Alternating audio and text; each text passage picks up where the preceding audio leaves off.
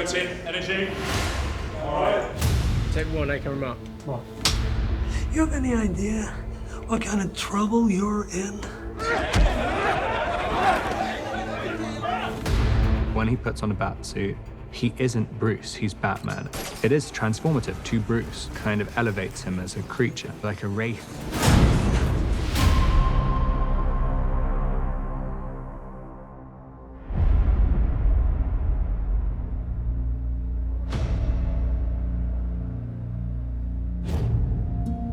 In some of the previous Batman comics, you find Batman jumping off a building, and miraculously the cape becomes like a hang glider, a huge kind of thing. You have to suspend your disbelief for a little bit for those moments.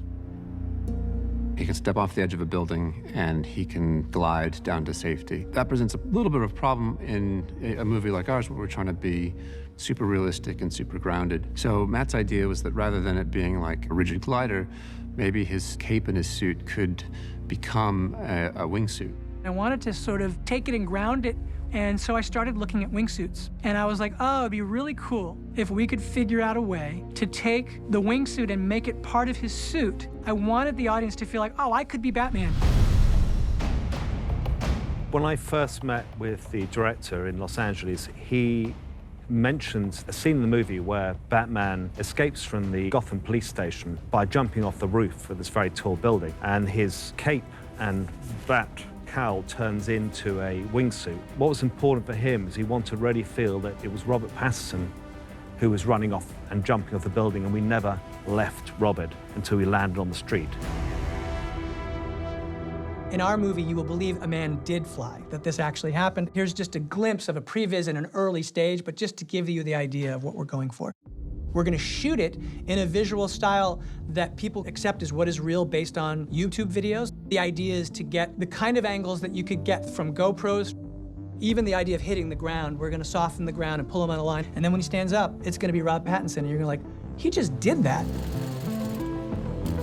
We had a custom wingsuit built based on a Batman design, but that was actually like a proper wingsuit that could be flown. It has to have specific air channels running in certain places, so in the middle of the body, down the sides of the arms.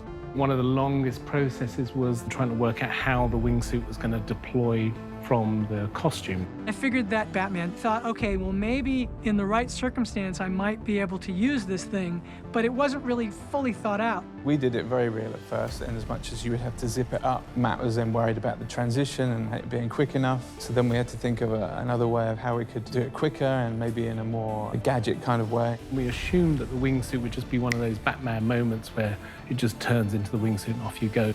It was kind of deployed a bit like an airbag or a life jacket, so that it comes around quite quickly.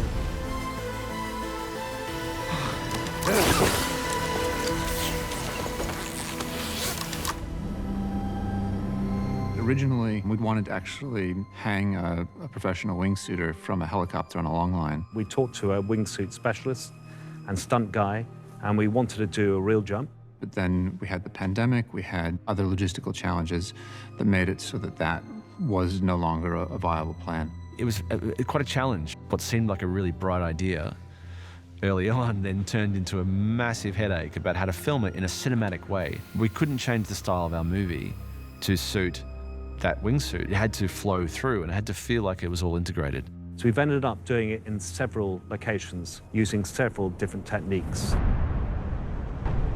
Batman, he's on top of the building, he's run up away from the police, and he gets into his wingsuit, he's just about to do the jump. So we have a stunt Batman up the top there, on a wingsuit, on a wire, on the ledge. Eventually we switched to a set on one of the sound stages, and we pushed a ton of air at it. And then we cut to a drone plane in Chicago. We flew a drone down LaSalle Street, and we had it shoot kind of forward, and we had it shoot backward.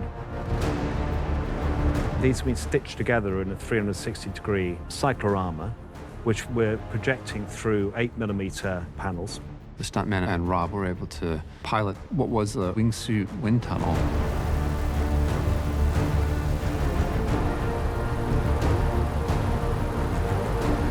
And then eventually we switched over to a backlot set. We had a stunt performer do a fairly big stunt where they rolled and tumbled With a wingsuit, your rate of descent is extremely fast. So in that case, we can't muck around. He's got to come down pretty quickly, and it's brutal. So again, back to this grounded reality. He's not going to land there in a superhero pose. He lands there and he hurts himself.